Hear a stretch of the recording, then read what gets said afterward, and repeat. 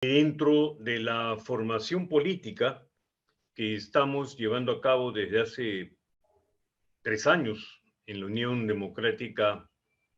Democrática del Centro, hemos incluido la dinámica de las relaciones internacionales, puesto que la política no es solo política nacional, es política internacional. Hay una política interna, cierto, pero hay una política que tiene en estos tiempos que corren del siglo XXI una conexión, como vamos a verla de inmediato, con un alcance y una magnitud que trasciende nuestras fronteras, lo que nosotros conocemos generalmente como nuestra nación.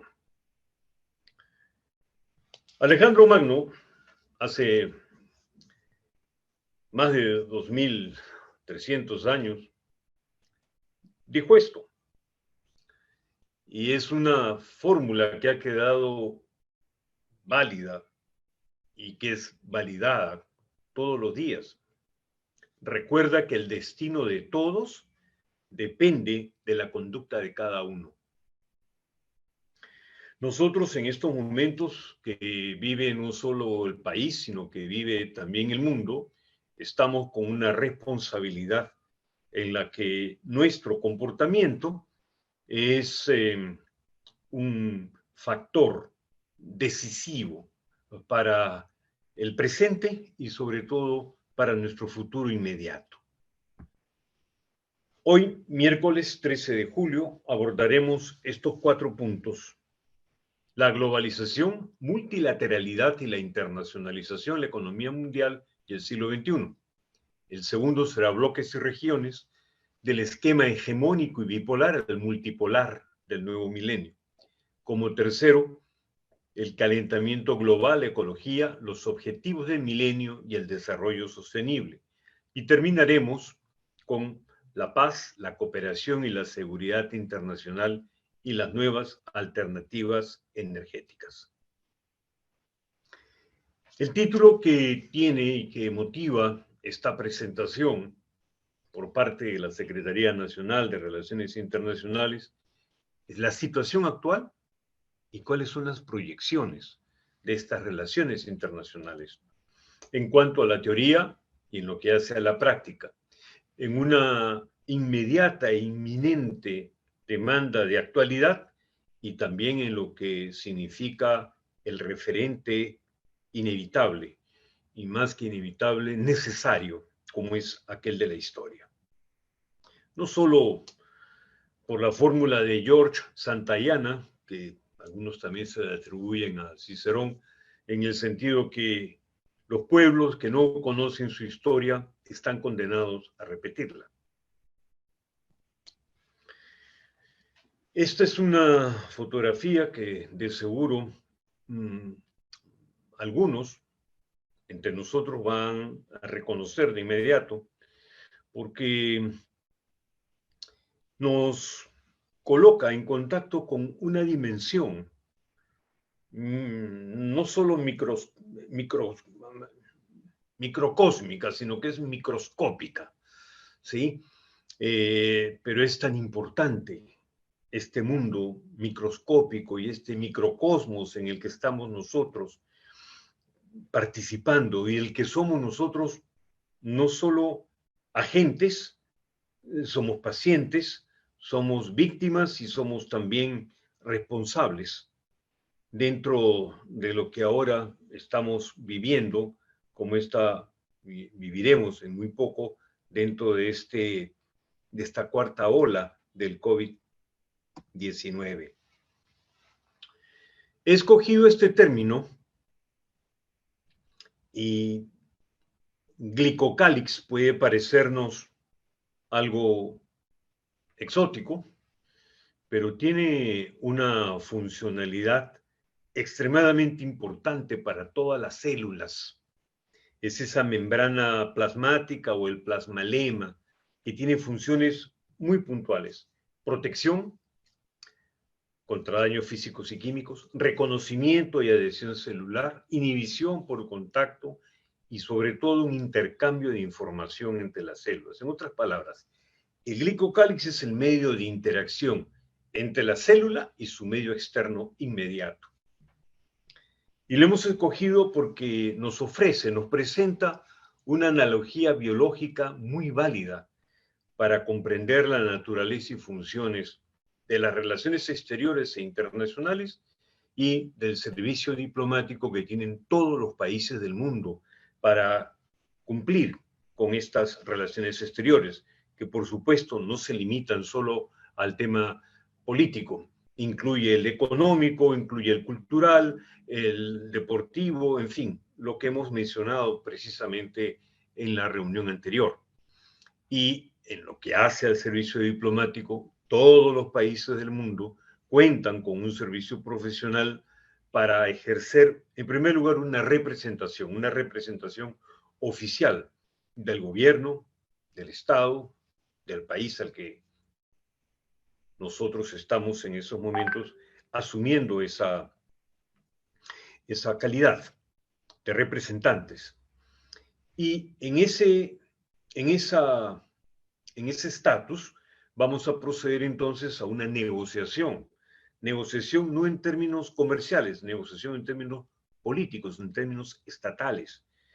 La defensa de los intereses nacionales, la promoción de lo que nosotros vamos a presentar y vamos a encontrar, no solo como objetivos de nuestro propio país, y en esa promoción vamos a incluir especialmente la parte económica y comercial, como lo vamos a ver de inmediato, y la información de lo que sucede en ese entorno del país receptor. Decimos que el orden además es variable, puede que una coyuntura determinada antes que la representación nos interese la defensa de los intereses nacionales y también la de nuestros ciudadanos. O por el contrario, la promoción comercial, promoción económica, promoción cultural, promoción de imagen. O la información que se remite de forma regular y sobre todo procesada. Esta mañana asistíamos a una muy valiosa, interesante conferencia en el marco de la 53º aniversario de fundación de la Universidad Ricardo Palma. Un muy querido y distinguido colega, como es el embajador Juan Álvarez Vita, estaba disertando sobre la importancia actual de los servicios diplomáticos en el mundo.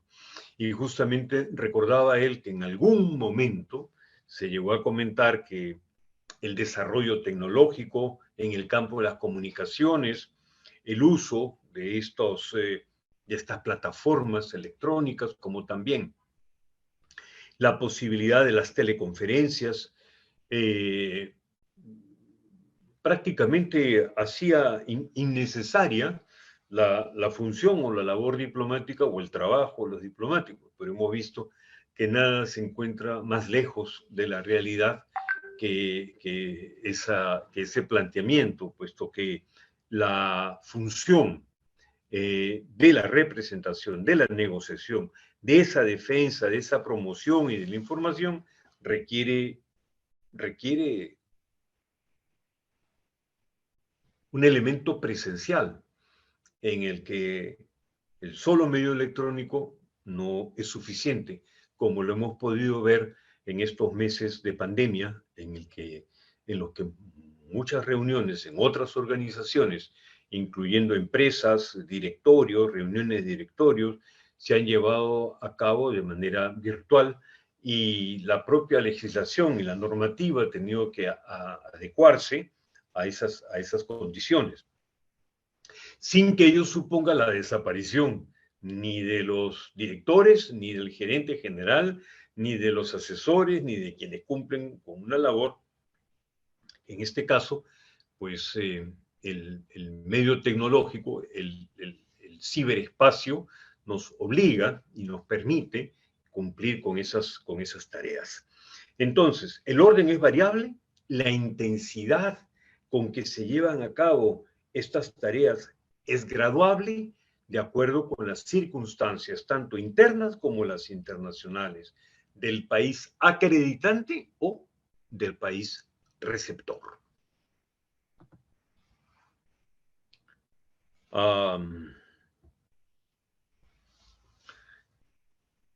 Lamentable, trágicas circunstancias que acompañan el fin de una vida muy rica, muy provechosa, favorable para este tiempo del siglo XXI que vivimos y en el que especialmente Japón ha podido apreciar en el trabajo del ex primer ministro Shinzo Abe, o Abe Shinzo,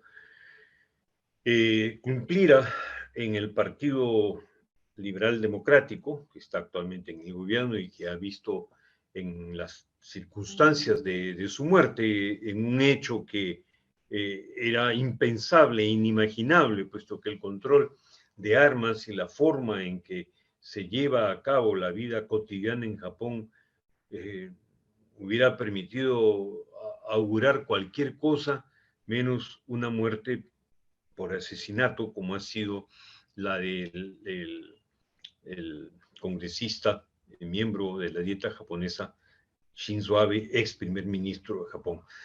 Desde aquí, desde la Unidad Democrática del Centro, nosotros queremos hacerle llegar no solo al pueblo japonés, a los miembros del PLD y a los militantes de la vida política japonesa, nuestra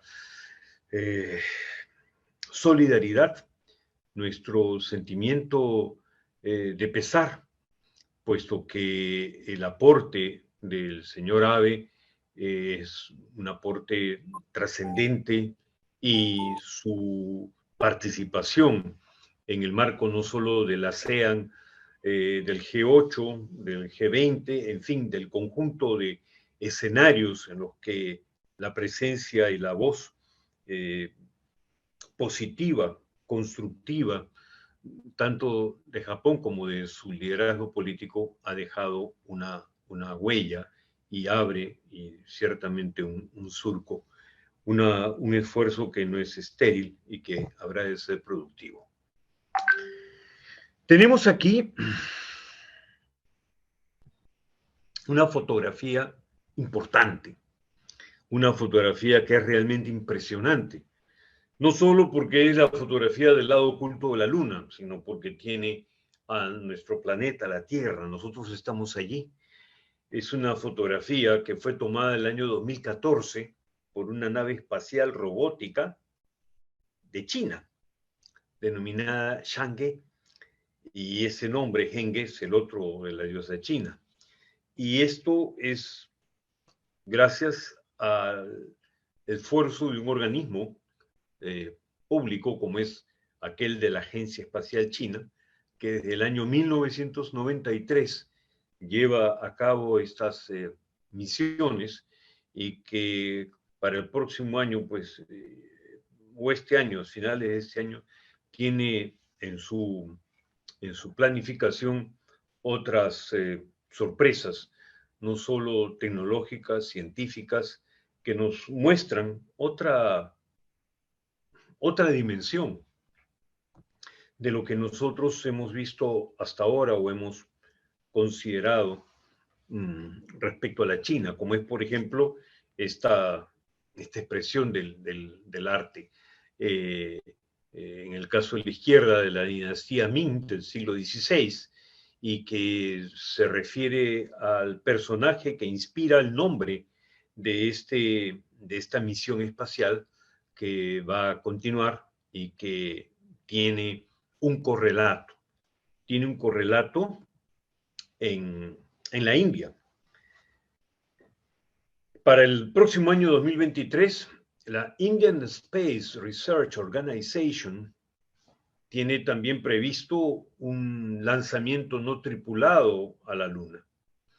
Mientras que en el caso de la Agencia Espacial China, su tarea es reciente, 1993.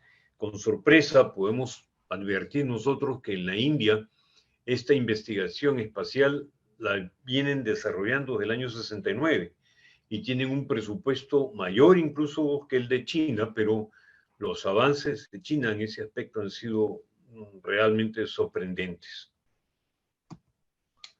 No obstante, la literatura y la historia que tiene ese país milenario y tan próximo al Perú, no en su geografía, pero en la riqueza cultural y en la historia, como es la India, vemos estas ilustraciones del Ramayana, un poema épico de los siglos VI y VII antes de la era común, y que nos muestra un artefacto, el Pushpaka Vimana, en vuelo arriba y estacionado en la tierra abajo, y estos vimanas, estos objetos voladores, sugerirían pues que hay un conocimiento tecnológico antiguo que, si bien no está siendo utilizado en estos momentos para estas experiencias, sirve sí de inspiración y de una motivación para ese esfuerzo. En ese sentido, es que para nosotros aquí en el Perú, encontrar un cráneo como este, con más de 2000 años de antigüedad, que muestra una craniotomía en el que los huesos se han unido con una pieza de metal, un metal desconocido, para curar una herida por un traumatismo encefalocraneal o quizá por alguna otra dolencia. El crecimiento y el cierre del tejido óseo en torno a la placa de metal permiten pues verificar que este paciente sobrevivió a esta intervención quirúrgica de hace 20 siglos que tuvo lugar aquí en nuestro territorio, en una de las culturas importantes de la costa peruana como es la cultura Paracas. Hay una evidencia tecnológica, no es solo la prueba arqueológica, no es nada más una referencia, hay un elemento que nos debería a nosotros impulsar para una investigación con mayor énfasis. El conocimiento en la medicina, en la cirugía, todo lo que plantea una intervención de este tipo hace 2000 años, imaginémonos lo que representa hoy y lo que significaría poder redescubrir esos medios, posiblemente de un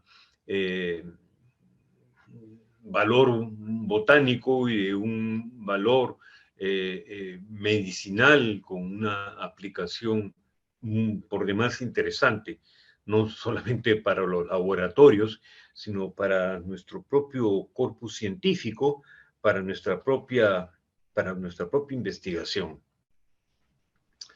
Cuando hablamos de globalización, de multilateralidad, de internacionalización, estamos hablando en realidad de lo que es la economía mundial en este siglo XXI. Recordemos que en la reunión anterior habíamos mencionado a Marshall McLuhan, este importante investigador, filósofo, estudioso, pensador, innovador en el campo de las comunicaciones, quien visualiza la historia en 4 fases: agrícola, mecánica, la eléctrica, a partir de la cual se desarrollan justamente los medios de comunicación de masa, y tecnológica, esta moderna en la que ya no es solamente el uso de electrónica, podríamos pensar que es una tecnología cuántica o quizás una holográfica. Lo cierto es que lo que tenemos hoy en ciernes no es nada menos que esa tecnología de las redes digitales. Y esta última etapa es la de mayor relevancia en la investigación, al punto decíamos que el programa McLuhan en cultura y tecnología en la Universidad de Toronto, en Canadá, se mantiene activo. Y este programa busca estudiar la influencia de las nuevas tecnologías en el cambio social. Globalización, multilateralidad, internacionalización no son sino otras fases de ese flujo dinámico que observamos en el devenir de la historia universal entre los siglos XX y XXI. La globalización no es, pues, un tema de expansión y ampliación de mercados y de economía solamente. Tiene un correlato cultural y tecnológico que implica interculturalidad y una mayor interdependencia, como lo vamos a ver de inmediato. Al hablar de una mundialización, estamos hablando de una integración creciente y esto nos encamina hacia un nuevo orden global. Esta perspectiva es aquella de una ecología cósmica, ya no solo planetaria. Es el siguiente paso desde aquella aldea global que enunciara McLuhan en la década de los 60, en especial en una obra suya del año 68, Guerra y Paz en la Aldea Global. Es el primero en acuñar este concepto y plantear lo que él mismo va a denominar la aldea cósmica.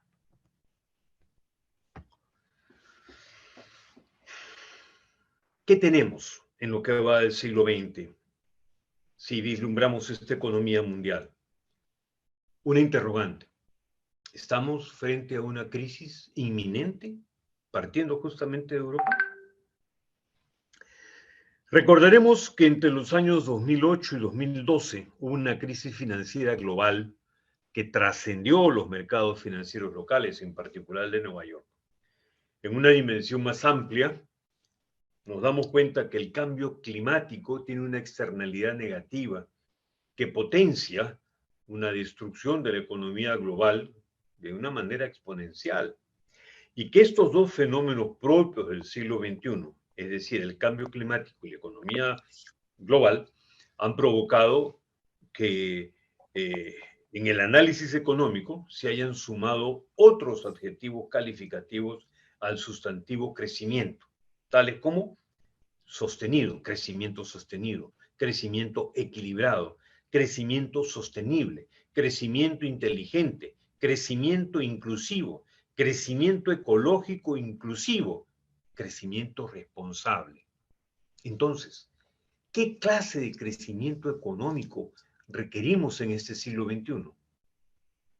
La respuesta es en realidad una tarea pendiente de muy difícil aplicación, porque estamos inmersos en una crisis de pobreza con ascendentes desigualdades, un cambio climático que se constituye en emergencia mundial, mercados financieros de alta vulnerabilidad, como el COVID-19, como la guerra Rusia-ucraniana nos lo demuestra, los temas de energías renovables, la propia situación que hemos advertido, no solo desde una perspectiva noticiosa en Sri Lanka, sino en lo que esto puede significar si observáramos el efecto dominó en el área, y malestares en una economía global que se perfila con una alta sensibilidad. La única forma de enfrentar estas situaciones es apelando a la eficiencia económica, al incremento de la productividad, a una redistribución más equitativa de la riqueza así generada, puesto que el solo crecimiento económico por sí mismo no basta. Las matemáticas económicas no resuelven tales problemas porque estos no son problemas solamente económicos, son problemas sociales, problemas complejos, problemas integrales. La calidad de vida para toda la humanidad tiene que mejorar, o al menos para una gran mayoría. Sabemos que el 10% de los mayores emisores del planeta generan el 45% de las emisiones globales contaminantes. De igual manera, también es bien conocido que el 13% de la población a escala planetaria sufre de desnutrición crónica. Sin embargo, se vive un espejismo económico cuando en el extremo opuesto, la riqueza del 1% de la población se exhibe como un logro de la prosperidad mundial. La satisfacción a una demanda de equilibrio y armonización integral resultaría ser clave y decisiva. La economía del siglo XXI, en esta economía, los países en desarrollo siguen siendo los principales impulsores del crecimiento mundial y representan aproximadamente el 60% del crecimiento del PBI mundial. Pero una alta proporción de tal crecimiento se mantiene por debajo del 7%. Para el año 2050, el 70% de la población mundial estará viviendo en áreas urbanas. Entonces, no podemos ni debemos olvidar el campo ni las áreas rurales, ni tampoco el hábitat natural de la vida, que no es exactamente la ciudad. En el año 1973, no todos, aquí hay mucha gente joven, se exhibió una película que en castellano se tituló Cuando el destino nos alcance. En inglés es Soylent Green. Y en esta película se presentaba un escenario apocalíptico, aterrador para el mundo, y ponían como fecha para este acontecimiento el año 2022, como pueden ver ahí en el afiche a la derecha. It's the year 2022. Soylent Green, ¿qué es? Bueno, es una película que se basa en una novela cuyo autor, Harry Hardison, dice, el título de la novela es Make Room, hagan sitio. Dice que una explotación excesiva de los recursos ha transformado el planeta en un desierto y que la producción de alimentos solo será posible hacer a través del plancton de los océanos. Pero en realidad los océanos se habían muerto y la empresa Soylent estaba utilizando cadáveres humanos para la producción de un alimento sintético. Esto, que es ficción en el caso de la obra, lo hemos visto en la realidad, en el tema de la encefalopatía espongiforme bovina, el caso de las vacas locas, enfermedad por priones, pero esta es una enfermedad que puede también afectar a los seres humanos. Otras enfermedades espongiformes transmisibles y una enfermedad como es la de Creutzfeldt-Jakob. Estamos en el año 2022, es el mes de julio. Felizmente para nosotros, las previsiones de Harrison no se han cumplido. Tampoco ingerimos Soylent. Y los objetivos que se vislumbran hoy son para un desarrollo sostenible. Confiemos que esta visión no se cumpla, pero la responsabilidad es nuestra para que ello no suceda. Y es una responsabilidad que resulta compartida por todos. Y en esta responsabilidad, esto que vemos a continuación en la diapositiva no nos exonera de la responsabilidad. En 1995, en Gran Bretaña, 3 compañías, Unilever, Schweppes y Associated British Foods, poseían 2/3 partes del total de la capitalización de la industria de alimentos en ese país. Y podemos ver allí nosotros nombres que nos resultan tan familiares como PepsiCo, Nestlé, Coca-Cola.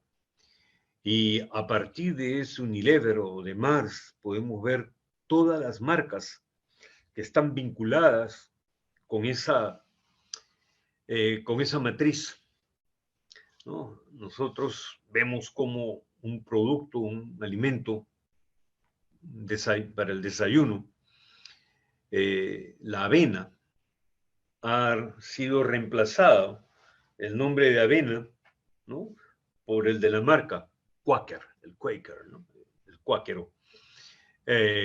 Y podemos ir reconociendo en este conjunto no solo de marcas el consumo, sino estamos viendo el poder económico, el poder económico mundial de estas productoras y de estas comercializadoras y de las distribuidoras que son muchas veces ellas mismas.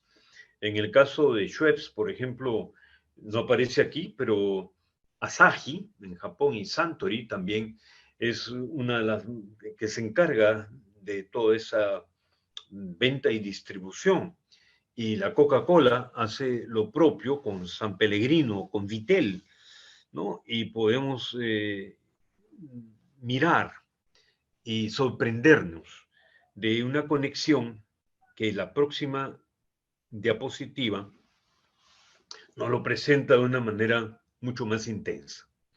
Hay 147 empresas que conforman la superentidad económica en el mundo, en esto que llamamos economía global. Desde Barclays en el número 1, Allianz en la posición 28ª. Podemos recorrer nosotros todos estos nombres, desde el Deutsche Bank, Merrill Lynch, Mitsubishi o Morgan Stanley, y claro, nos vamos a encontrar que todos somos el 99% y que el 1% restante del total es el que vemos aquí parcialmente en esta lista. Acá hay 28, son 147. Esto es realmente el poder. Cuando hablábamos de poder la semana pasada, nos referíamos a este núcleo duro, no solo de la banca mundial, sino el flujo interno de estas finanzas internacionales. Y hemos buscado esta diapositiva en la que aparece el nombre de Lehman Brothers, hoy desaparecida después de esa crisis del 2008, en que más de 600.000 millones de dólares representaron la quiebra más grande de la que se guarde memoria y se tenga registrada en la historia económica mundial. Muy bien, habrá desaparecido Lehman Brothers, pero Goldman Sachs continúa, y JP Morgan, y el Bank of America, y Merrill Lynch, y Morgan Stanley, y Franklin Resources, y Credit Suisse, y el Deutsche Bank, y Barclays, y Rowe Price. Y vean ustedes de qué manera se da ese flujo en una dirección y en otra, en lo externo, pero también en lo interno, cómo se entrecruzan los intereses y este flujo interno de las finanzas internacionales. Esto está, por supuesto, para ser analizado, para ser desarrollado. Aquí, en razón del tiempo y por la naturaleza misma de lo que nos toca hoy, pues está mencionado así, casi someramente al pasar, pero de pronto alguno de los aquí asistentes puede servirle de motivación, de inspiración para profundizar más en este estudio. Lo que acabamos de ver no es otra cosa que la conformación de bloques y regiones.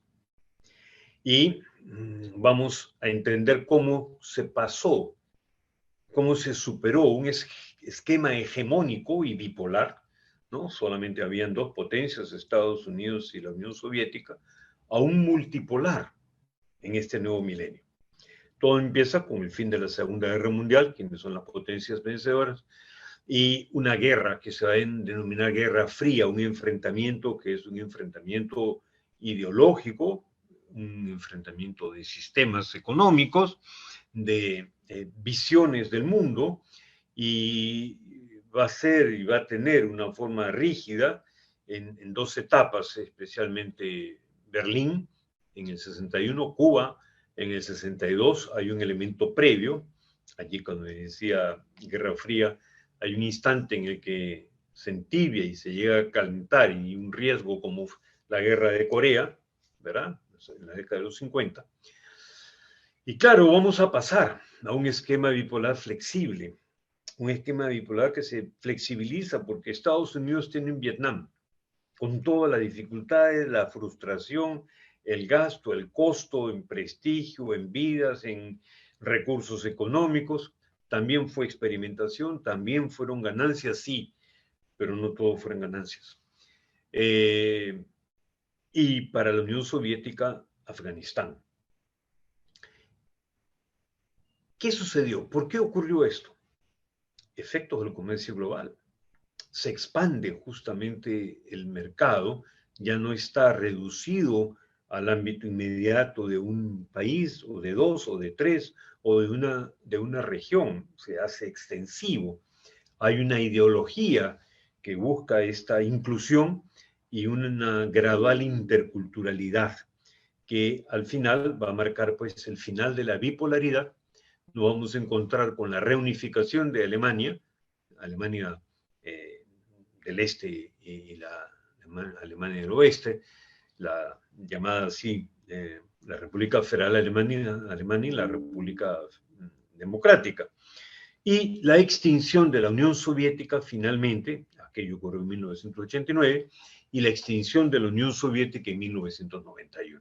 Es aquí entonces cuando nosotros vamos a ver esta formación de bloques, esta consolidación de regiones, y llegamos así al neomilenio y a la multipolaridad con una palabra que se va a acuñar y la vamos a ver desarrollada de inmediato, los BRICS.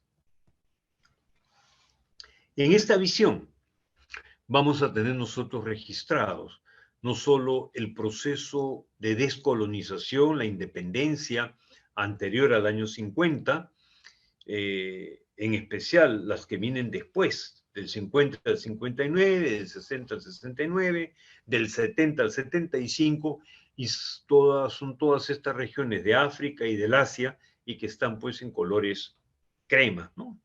Mientras que hay los brotes que señalábamos de crisis ahí en Cuba y en Berlín, y Vietnam, y la crisis, sí, ciertamente el canal de Suez, la guerra de Corea, que también citábamos hace un momento, pero la dinámica está dada por el flujo del comercio mundial y por un flujo de un intercambio comercial intrazonal y bueno, una porción significativa, cada vez más creciente de lo que es el comercio mundial. Estos son los bloques, estas son las zonas que, si bien es cierto, la pandemia ha afectado, ha complicado,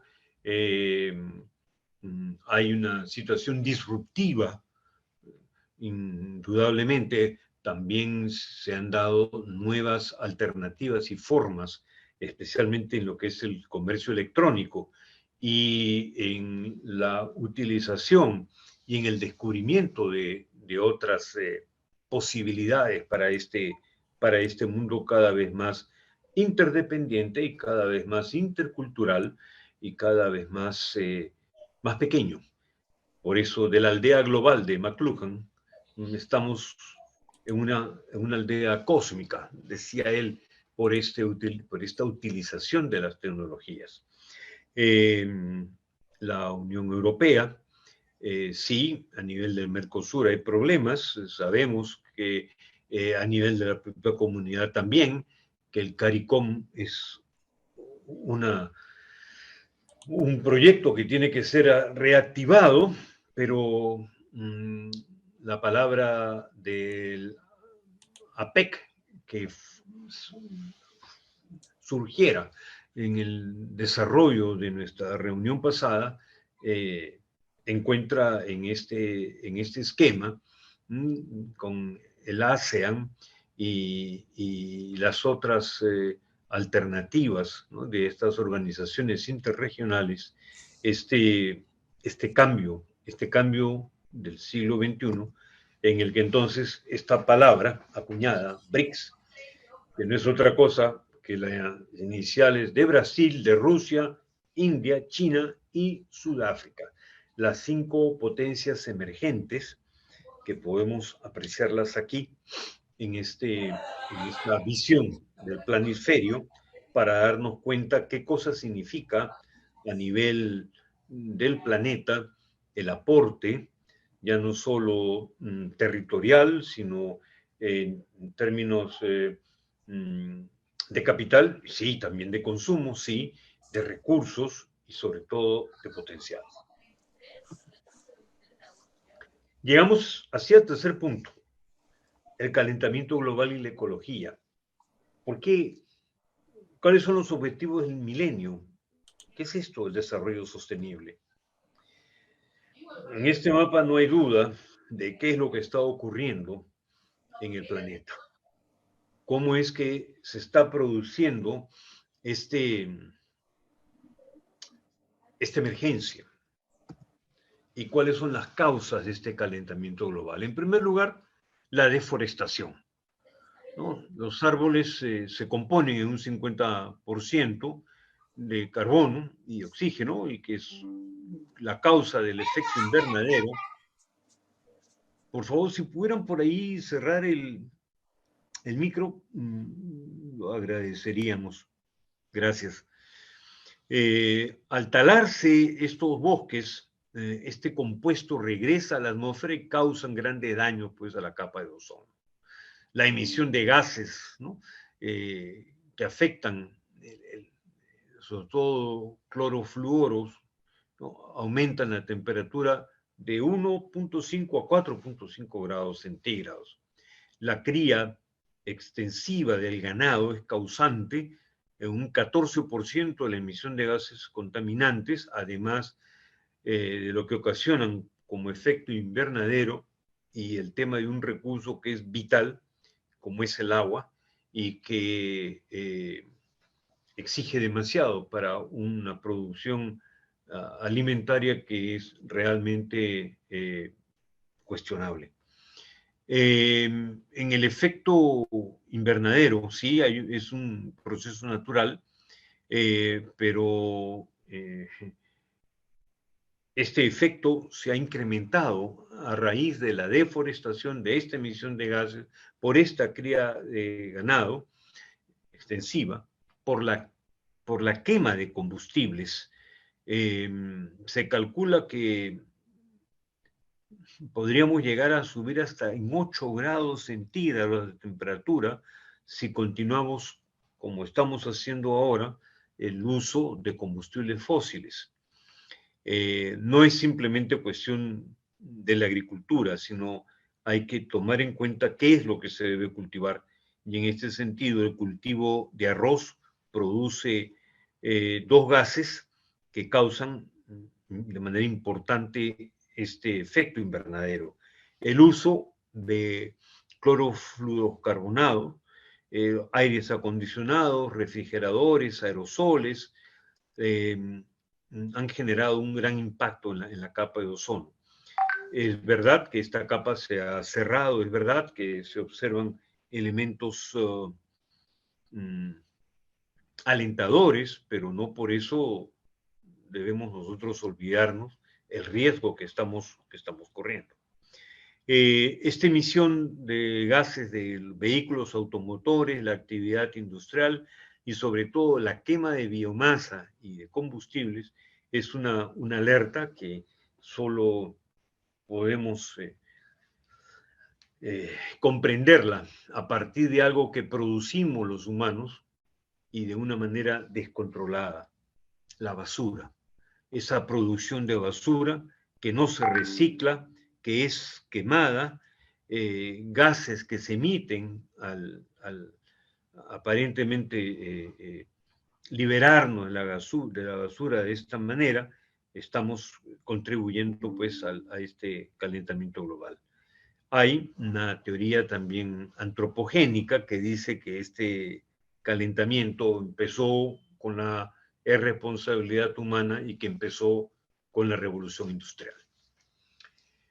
Hacia finales del siglo XX, la Organización de Naciones Unidas se había planteado metas, pero se llegó al siglo XX y entonces vimos que esas metas eran imposibles de alcanzar. Y más bien lo que se ha desarrollado es objetivos para un desarrollo sostenible. En primer lugar, terminar con la pobreza. Procurar que el hambre sea cero, que todos encuentren realmente qué comer y no en los márgenes en que muchísima población, permítame quedarme así de una manera genérica, sin la cuantificación de vida, de la cantidad de personas que tienen que sobrevivir con menos de $1 al día y alimentarse, y familias, ya no solo individuos, que en temas de salud y bienestar esté al alcance de todas las poblaciones, que la educación sea una educación de calidad, que en cuanto al género precisamente siendo el género femenino más del 50% de la población mundial, necesita el justo reconocimiento y posibilidad y acceso a posiciones de gobierno, no solo por el número, sino por la propia capacidad, lo cual, claro está, depende también de la educación de calidad. No obstante, en términos generales, las mujeres tienen que esforzarse más que los varones para poder mostrar sus capacidades. El acceso al agua limpia, al saneamiento, la energía asequible y no contaminante, un trabajo decente, un crecimiento económico que permita la sostenibilidad del proceso, que la industria procure innovación e infraestructura que se necesita para estos años que están por venir, que las desigualdades que observamos y existan se reduzcan, que las ciudades y las comunidades urbanas sean sostenibles. Ya hemos visto, a comienzo mencionábamos, 70% de la población va a estar viviendo en medios urbanos. La producción, entonces, como el consumo deben ser responsables. Nuestra acción en función del clima, el respeto a la vida submarina, la vida de los ecosistemas terrestres tiene que ser protegida, tiene que ser responsablemente asumida. La paz, la justicia y la institucionalidad son elementos capitales para lo que veremos con mayor precisión la próxima semana. Para todos estos objetivos necesitamos alianzas. No es un solo país, ni un grupo de países, ni los bloques que acabamos de ver, ni esa superentidad económica que mencionábamos, las 147 empresas y las 28 de esas 147. El mundo es más que eso. Llegamos así al tema de la paz, la cooperación y la seguridad internacional y al tema de las nuevas alternativas energéticas. ¿Por qué? En efecto, el informe Lakhdar-Brahimi del año 2000 decía, sigue diciendo, ahí está, todavía no ha sido implementado ni debidamente respondido. Las Naciones Unidas fueron fundadas, como se declara en la Carta, y lo leímos la semana pasada, para preservar a las generaciones venideras del flagelo de la guerra. Tal es la función más importante de la organización y en considerable medida el criterio con que la juzgan los pueblos a cuyo servicio está dedicada. En el último decenio, en reiteradas oportunidades, las Naciones Unidas no han estado a la altura de este desafío ni pueden estarlo hoy en día. Sin un cambio institucional significativo, mayor apoyo financiero y un compromiso renovado de los Estados miembros, las Naciones Unidas no podrán ejecutar las tareas críticas de mantenimiento y consolidación de la paz que los Estados miembros les asignen en los meses y años venideros. Esto fue presentado en agosto-septiembre del año 2000, hace 22 años. A la fecha, más de 3.800 soldados han fallecido en el cumplimiento de sus mandatos desde que comenzaron las misiones de paz de la ONU hace más de 70 años. De allí que recibieran con toda justicia y mérito el Nobel de la Paz de 1988 o el Premio Príncipe de Asturias de Cooperación Internacional en 1993. Los fracasos de estas misiones en el genocidio de Ruanda en 1994 en África o la masacre de Srebrenica en 1995 son muy discutibles. No tenían autoridad, no tenían autorización, no tenían capacidad. Hubo una serie de circunstancias que explican tanto Ruanda como Srebrenica. Pero Kosovo, Camboya, Liberia, Guinea, República Centroafricana, la República Democrática del Congo y Haití pueden en algunos casos ser ejemplos indeseables de una mala praxis y aún de abuso de poder y hasta de explotación sexual. Solo en el año 2015 se registraron 69 casos. Entonces, terminamos aquí diciendo, se requiere reorganizar el sistema de las Naciones Unidas y el derecho al veto de las potencias atómicas en el Consejo de Seguridad, porque eso no es democrático ni tampoco resulta equitativo, como preguntara la semana pasada la doctora Sorrentino sobre qué es ese derecho de veto. Algunos países aportan un número mayor de soldados, policías o personal experto que otros. Quienes más contribuyen a las operaciones de mantenimiento para la paz son Etiopía, más de 7.500 personas, Bangladesh, Ruanda e India, 6.500, seguidos por Nepal y Pakistán, más de 5.000 cada uno. Evidentemente se necesita algo más que personal. El aporte económico a las misiones de mantenimiento de la paz es una obligación para todos los Estados miembros, pero cada operación tiene su propio presupuesto y el ciclo presupuestario se cuenta del 1 de julio al 30 de junio, que no es el mismo ciclo de los países miembros, evidentemente. El presupuesto aprobado para estas operaciones de mantenimiento de la paz en el año fiscal comprendido entre el 1 de julio de 2018 y el 30 de junio de 2019 fue de apenas 6.700 millones de dólares. Y luego vamos a ver por qué digo apenas. Según la propia ONU, el presupuesto de las operaciones para el mantenimiento de la paz representan menos del 0.5% del gasto militar mundial. Pero, a pesar de esto, este es el departamento en que más se invierte a nivel de Naciones Unidas, y vamos a ver en el cuadro siguiente. La financiación, si bien corresponde al Consejo de Seguridad determinar el mandato de cada misión, es la Asamblea General la encargada de establecer las cuotas que debe aportar cada país miembro mediante fórmulas que tienen en cuenta la riqueza económica de cada país. Los 5 miembros permanentes del Consejo de Seguridad pagan un porcentaje mayor. Por ello, los 3 países que más contribuyeron económicamente a estas misiones entre 2016 y 2018 fueron Estados Unidos, China y Japón. El listado de los países que tienen mayor aporte económico para estas misiones de paz incluye países como Alemania o España, en cuarta y 10ª posición. Y resulta un hecho relevante que esos mismos países también aparezcan en un listado antagónico, los que venden el mayor número de armas.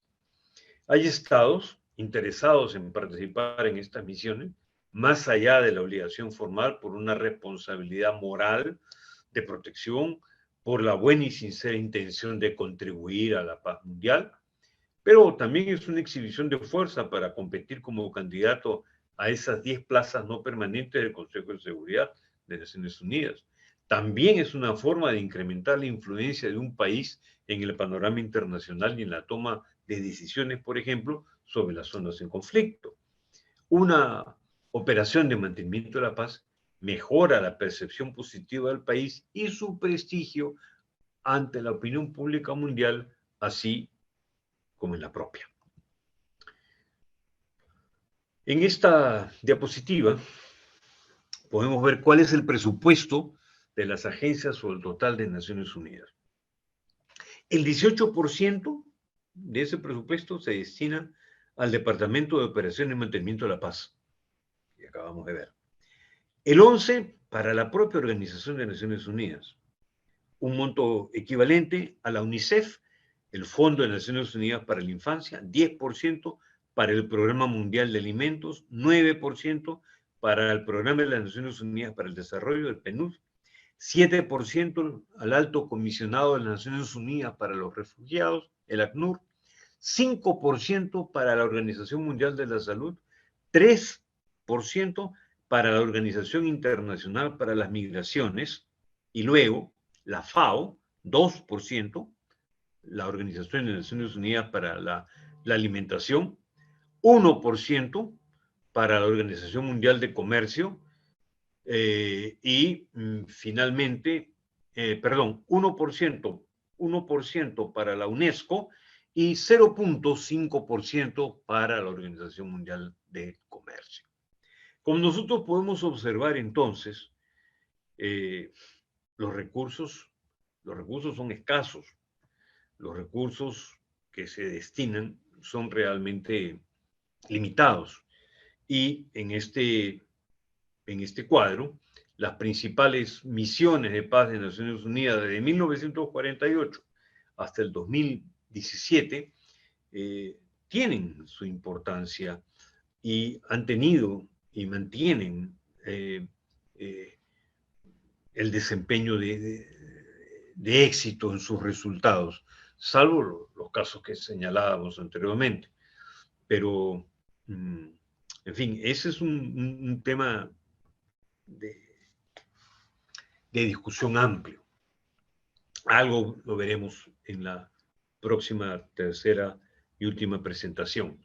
A nivel mundial, la matriz energética global entre 1917 y 2017, con una proyección hasta el año 2050, es la que nosotros estamos viendo.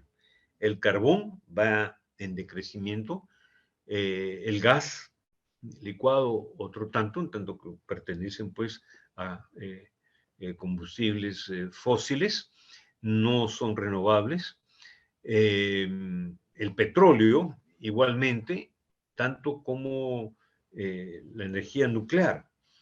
En términos de la fuente que significa el potencial hídrico para la producción eléctrica, o la energía eólica o la energía solar, especialmente estas dos últimas, la energía solar y eólica puede representar para el 2050 el 48% de un total de 64% de estas energías renovables, siendo que para el 2050 se estima que solo el 29% se orientará en el consumo de combustibles fósiles. ¿Qué sucede en el caso de Perú? Como el ingeniero Luis Ortiz lo presentara aquí, uno de estos miércoles del Demócrata de Centro, necesitamos pues un cambio de la matriz energética, ¿no? Nosotros podemos ver que con anterioridad a Camisea, el 69% de la producción de energía pues, provenía del petróleo, 7% del gas natural y 24% de energías renovables, entendiendo entre ellas hidroenergía, biocombustibles y energías no convencionales. Actualmente todavía el porcentaje es importante, 56, ha disminuido 69, ha crecido en lo que hace al gas natural, igualmente en las energías no convencionales, pero el objetivo es el que aparece allí, dividirlo en tercios, ¿no? 33%, y que en el caso de las energías renovables, pues estas encuentren también un medio de equilibrio en lo que significa el consumo de gas natural. Necesitamos definitivamente cambiar la matriz energética nacional. Para ello, como fuente de energías renovables tenemos energía solar, energía eólica, hidráulica, maremotriz, la biomasa y la geotérmica. Recordemos que 60% de nuestro territorio es la selva, 30% es la zona andina y apenas 10% la zona costeña.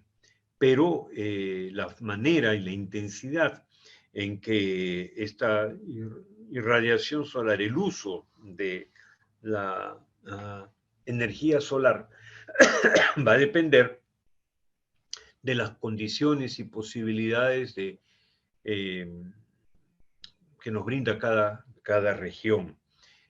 No obstante, el uso de las fuentes geotérmicas y de la energía hidráulica necesitará un mejor desarrollo y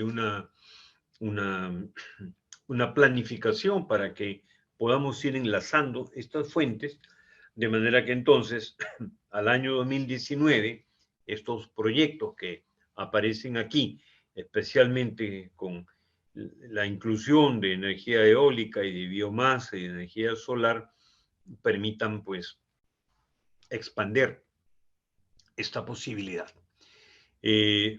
la energía renovable, sabemos pues que esta proviene de fuentes limpias, en realidad inagotable, y que tienen potencial de aprovechamiento en cualquier parte del mundo, que no producen gases de efecto invernadero. Solamente el 5% de esa energía aquí en el Perú proviene de tales fuentes limpias y renovables. El Ministerio del Ambiente, y de acuerdo con las cifras de Balance Nacional de Energía, en el Perú se liberan alrededor de 2.550 toneladas por hora de dióxido de carbono debido al consumo de energía de combustibles fósiles, que son fuentes no renovables y que se agotan. Sin embargo, el país todavía depende de esas fuentes para producir energía. Las más utilizadas, el petróleo y el gas natural licuado.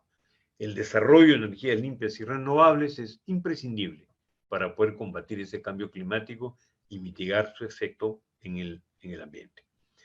Afortunadamente tenemos los recursos para ese cambio en esta matriz energética nacional.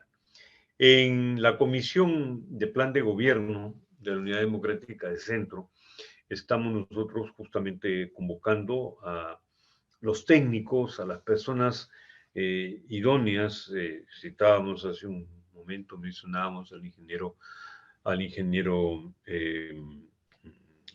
Luis Ortiz, y como él tenemos el concurso, la participación de buenas voluntades, ¿no? De quienes realmente están calificados y dispuestos a aportar, a contribuir al bienestar de todos, entendiendo lo que hemos mencionado y siempre recuerda a nuestro presidente, el doctor Alberto Borea, en tanto que la política es la forma más elevada del servicio a la humanidad, la expresión superior de lo que pudiéramos denominar el caritas de los antiguos griegos, de la caridad.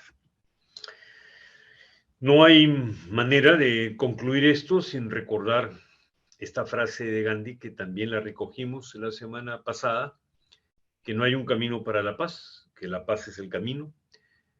En inglés es así, tal cual lo dijo: there is no way to peace, peace is the way. No hay un camino para la paz es el camino.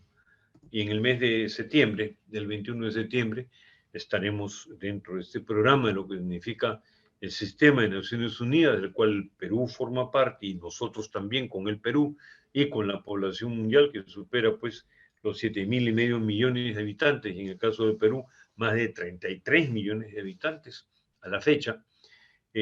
Somos responsables por la paz, entendiendo que la paz del individuo pues, es la paz del mundo.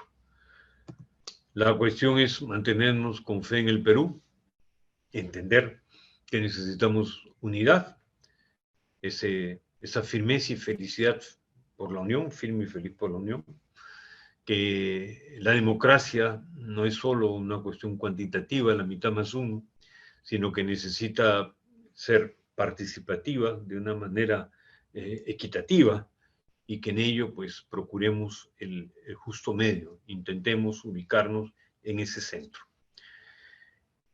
Pasamos ahora a lo más interesante, lo más importante, las preguntas que ustedes tengan que formular, las acotaciones, observaciones, ampliaciones, etc. Dejamos entonces en el uso de la palabra a nuestro frater secretario nacional de Juventudes, Alfredo Albizu. Adelante, Alfredito. Alfredo tiene un problema con el micro, como vimos al inicio, de tal manera que la Secretaría de Actas será la encargada de dar la palabra. Perfecto, por favor, les pido que sean breves, de tal manera que permitimos que haya más personas que puedan hacer las preguntas. Una primera pregunta para empezar muy breve, solo un dato con referencia a la energía renovable. Leí hoy día que en Islandia el 65% de la producción de energía es geotérmica por la abundancia de volcanes. Pero la pregunta es, ¿cuál es el papel de la energía en las relaciones internacionales actuales y las futuras? Es una relación clave, tan clave que lo podemos advertir en el caso de Europa de una manera meridiana, ¿no? La carta fuerte en este juego de póker, un póker temible que ha utilizado el mandatario ruso, ha sido justamente la energía, el suministro de gas, ¿no? Y saber que todos estos países y toda esa área dependían del suministro de gas de Rusia. De manera que, afortunadamente, la estación, que es la del verano, saliendo del invierno, la primavera, ha permitido disminuir este efecto que habría sido mucho mayor de haber ocurrido en invierno, pero después de este verano llega el otoño e inmediatamente después el invierno. Claro, mientras tanto, en estos tiempos se ha podido buscar alternativas para el abastecimiento de la energía que asegura no solo la industria, asegura además la supervivencia de las poblaciones, ¿no? Nosotros aquí en el Perú, a menos que vivamos en zonas altoandinas y donde entendamos qué cosa es el friaje y nos ubiquemos por encima de los 3.000 metros, pero no hace falta irse a tanto. Basta con darnos cuenta con la humedad que vivimos aquí en Lima, 11, 10 grados, cómo se siente ese frío y cómo se necesita la calefacción. Entonces, si esto es válido para la supervivencia humana, los factores de producción en la economía clásica eran el capital, la tierra, la propiedad y el trabajo. A estos tres elementos clásicos de la economía, ahora hay que sumarle dos más. Y uno de esos dos es la tecnología y el otro es la energía. Si no tenemos un abastecimiento y la seguridad de una adecuada fuente energética para nuestra actividad industrial, como también para la supervivencia y el mantenimiento de la cotidianidad de nuestra vida, vamos a estar en problemas y en dificultades. De manera que la respuesta se sintetiza en que sin energía no hay posibilidad alguna de producción, ni económica ni de supervivencia cotidiana. Bien. Muchas gracias. Transmito primero, antes de dar la palabra a la doctora Sorrentino, que ha levantado la mano, los saludos de Jaime Gutiérrez y de los jóvenes demócratas de centro. Adelante, doctora Sorrentino. Buenas noches con todos, buenas noches, profesor. Luego de su ponencia, excelente, por cierto, queda al descubierto, queda desnudada la necesidad o la urgencia de todos de integrarnos y de hacer algo. Porque lo que sucede en cualquier parte del mundo nos afecta directamente a todos. Nosotros como peruanos, ¿cuál sería nuestra fortaleza para agarrarnos de ahí, para tomarlo como punto de apoyo y dar el brinco y prepararnos para lo que pueda venir? Porque sí se habla en todos los medios de la crisis mundial, la recesión económica a nivel mundial, que hay que prepararse. ¿Qué hacemos nosotros? Muy buena pregunta. Muchas gracias. No intentaré, sería pretencioso de mi parte dar una respuesta para la cual no estoy calificado, porque no es la respuesta de una sola persona, es la respuesta de un equipo de trabajo. Y ese es el planteamiento que nosotros en Unidad Democrática de Centro justamente sostenemos. Un trabajo interdisciplinario, un trabajo en equipo y un trabajo que responda no solo a lo que tenemos o aquello que disponemos, sino precisamente a aquello que no tenemos, ¿no? Eso es lo que necesitamos nosotros desarrollar, lo que no tenemos. aquello que nos hace falta, utilizando lo que nos, no voy a decir que nos sobra, pero en lo que hay mayor abundancia. ¿Cuál es? El capital humano. El recurso humano, la gente, el potencial de lo que significa nuestro pueblo, nuestro país, es el elemento más rico que tenemos. Lo que sucede es que necesitamos una mayor y mejor capacitación, una mayor y un mejor entrenamiento. Si no, basta solo con ver cómo estas delegaciones juveniles que participan en olimpiadas de matemáticas o en deporte ciencia, como es el caso del ajedrez, o en otras actividades, nos dejan mudos de asombro porque recogen medallas de oro, porque ocupan los primeros lugares, porque realmente nos demuestran que este factor de educación es lo primero en lo que tenemos nosotros que invertir. Pero no es solo la educación desde el punto de vista cognitivo, es la educación desde el punto de vista de alimentación. Todos recordaremos lo que significó, lo que significa el aporte del vaso de leche, por ejemplo, en su momento, lo que significó eso por parte de la Municipalidad de Lima durante la gestión de Alfonso Barrantes Lingán. Pero no es solo una cuestión asistencialista, ni es tampoco ubicarnos en una posición paternalista por parte del Estado. Necesitamos que en la generación de nuevas fuentes de trabajo, sea digno, sea bien remunerado, podamos nosotros extender a nuestra población una actividad digna, ¿no? En la que la autorrealización no sea solamente económica, asegurar el ingreso mínimo, vital, para que encuentre una ubicación en lo que significa la canasta familiar, muy bien, pero necesitamos hacer todavía mucho más que eso. Y no es un proceso de 1 año ni de 5 años, es un proceso que por lo menos nos va a demandar 25 años. Eso no significa que nosotros pretendamos un ejercicio de gobierno de 25 años, pero sí un compromiso para que los 5 próximos gobiernos, ¿no?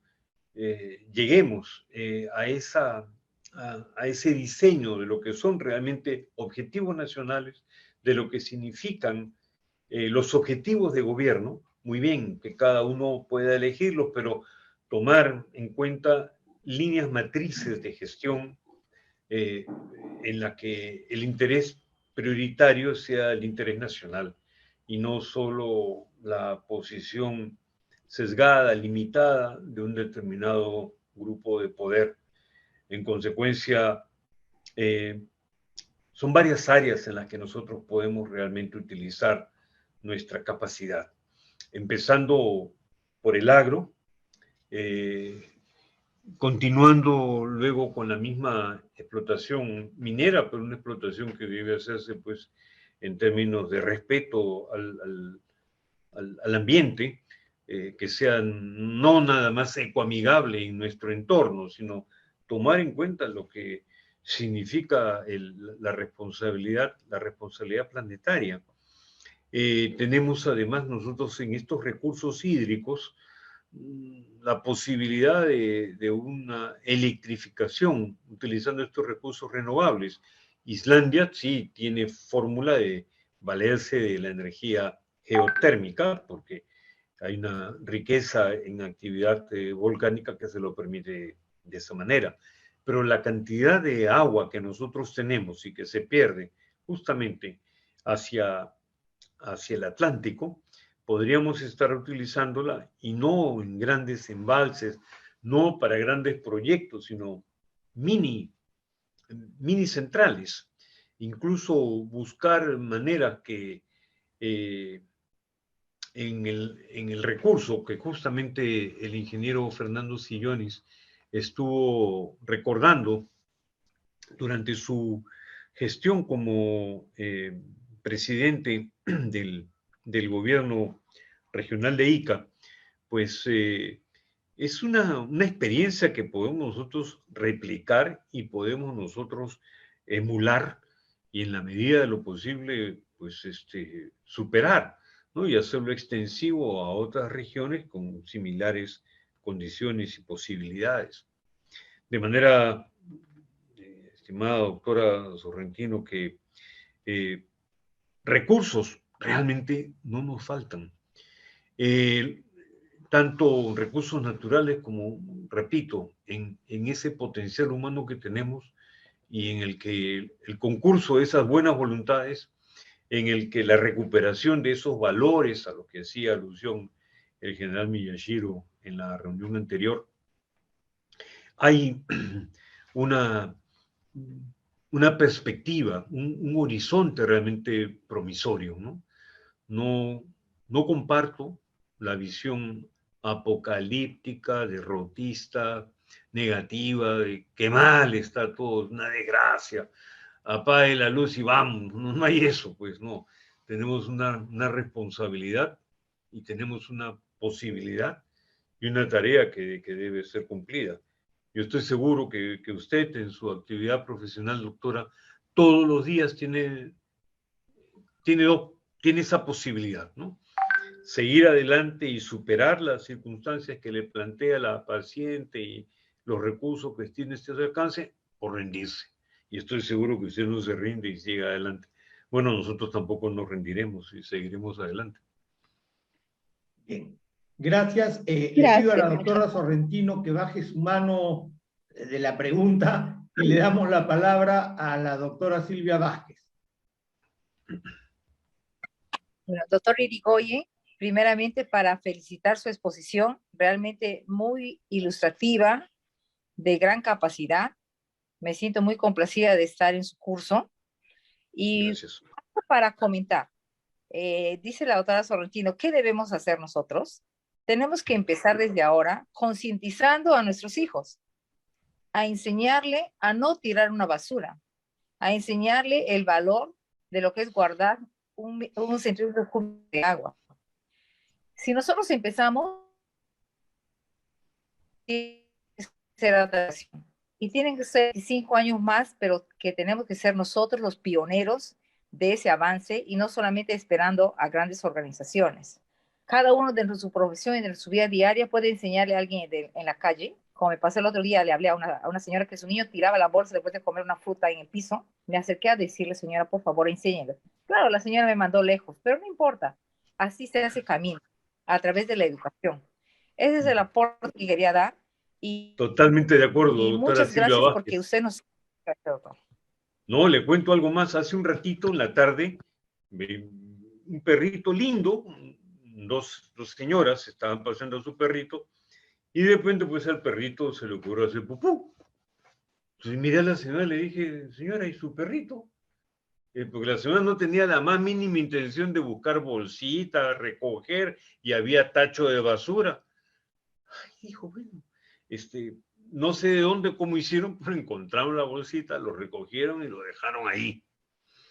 No quiero decir que con esto haya solucionado los problemas del país, ni mucho menos, pero estoy totalmente de acuerdo con lo que dice la doctora Silvia Vázquez. Empezamos con nosotros mismos, ¿no?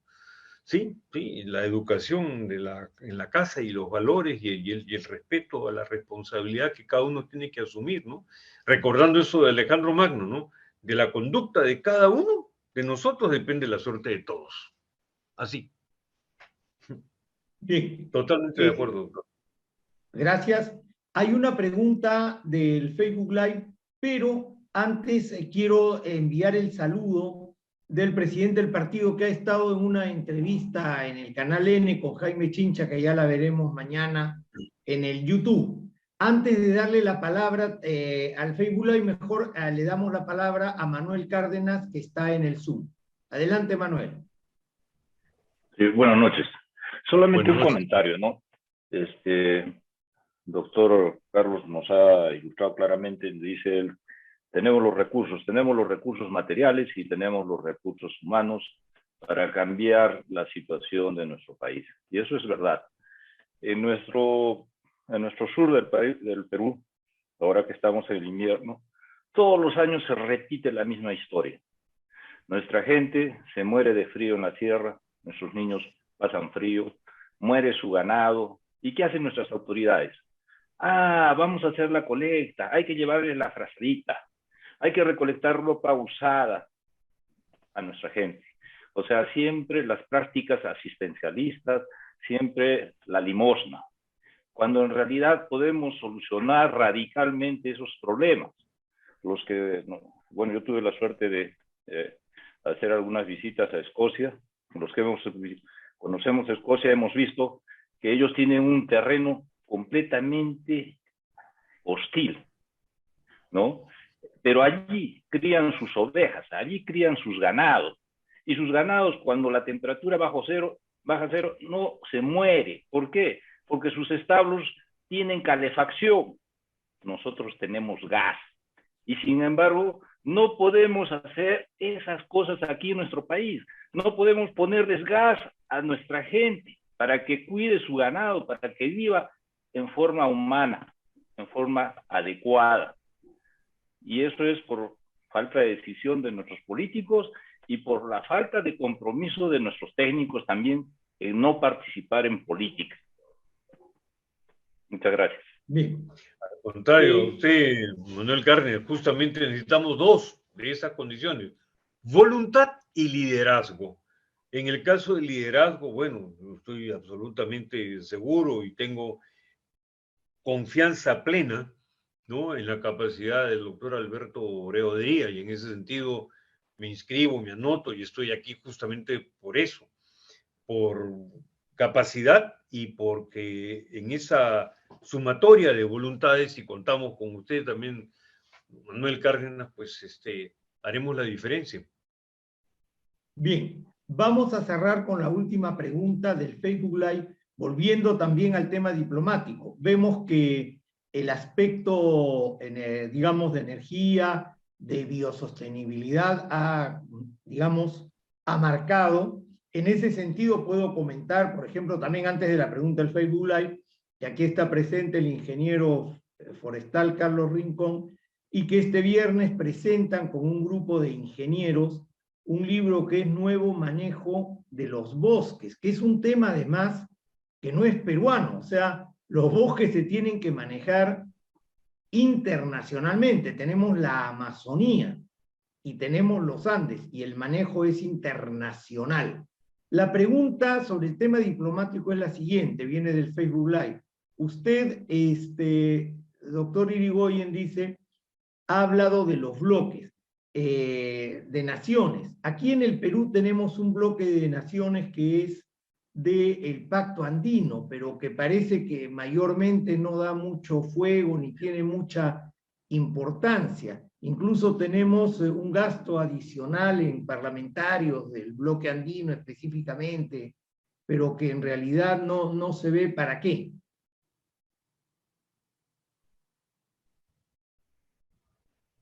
Sí, adelante. Bien. Termino ya la pregunta. Hay una fórmula, una expresión anglosajona que es muy elocuente en este sentido. No money, no honey. Así. No hay dinero, no hay miel, pues. Así. O nosotros lo traducimos en nuestro medio coloquial, por la plata vale el mono, decimos. Ah, bueno. Que es la forma cortita de algo que se decía antes y se ha olvidado. Por dinero baila el mono el organillero, porque ya no vemos organillero, porque ya no vemos monitos. Y justamente el otro día le decía a mi hermana, decía, oye, ¿te acuerdas del monito? ¿Qué habrá sido de la vida de los monitos? Y sí, seguramente estará pues la Sociedad Protectora de Animales protegiendo esos monitos, pero y los organilleros, necesitamos voluntad política, querido amigo. Y en estos temas, ese liderazgo al que yo hacía referencia hace un momento se va a traducir en esa voluntad política y en una voluntad que debe tener un signo positivo, ¿no? y bondadoso, tiene que ser una buena voluntad, ¿no? Tiene que ver ese animus, ¿no? Benevolente y no justamente de un signo opuesto y contrario. No pensando en términos de destrucción, ¿no? Y en términos de violencia y en términos de negatividad. Hay siempre distintas formas de hacer las cosas, pero podemos buscar aquella que resulte la más efectiva y que nos permita un equilibrio, ¿no? Un balance, buscar aquello que responda a la satisfacción de la necesidad inmediata y que no signifique la hipoteca a futuro, ¿no? De las generaciones que han de venir y que, bueno, no es cuestión de pensar, que ellos vean cómo se la apañan. No, no, no.